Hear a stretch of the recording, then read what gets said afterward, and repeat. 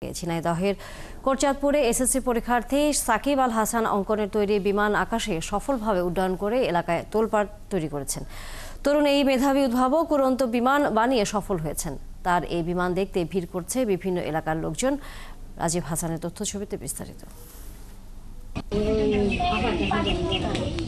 সিল্কোর silk and shine, যাতে আছে argan oil ও ওট প্রোটিনের গুডনেস, যা আপনার চুলকে রাখে হেলদি অ্যান্ড শাইনিং।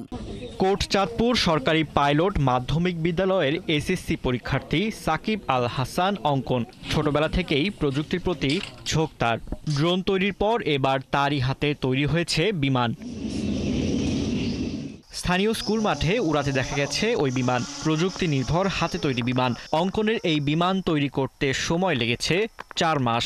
আমি যদি কোনো ট্রেনিং পাই, কোনো প্রতিষ্ঠান থেকে যদি আমাকে কেউ ট্রেনিং দেয়, তাহলে আমি আরেকটু ভালো কিছু তৈরি করতে পারবো। এবং পরবর্তী পরিকল্পনা আছে আমার। এটা তো অনেক ছোট, এর থেকে আরেকটু বড় সাইজ করে, বা এটা 5 ফুট সাইজ আছে, 5 ফুট 2 ইঞ্চি আছে, কিন্তু আমি এটা থেকে অনেকটা বড়, যেমন 15 ফিট কি 20 ফিট একটা প্রথমে চেষ্টা করতে চাচ্ছি।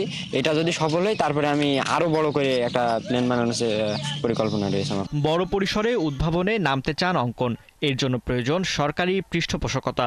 এলাকাবাসীও চাই প্রতিভাবান এই তরুণের জন্য এগিয়ে আসুক রাষ্ট্র।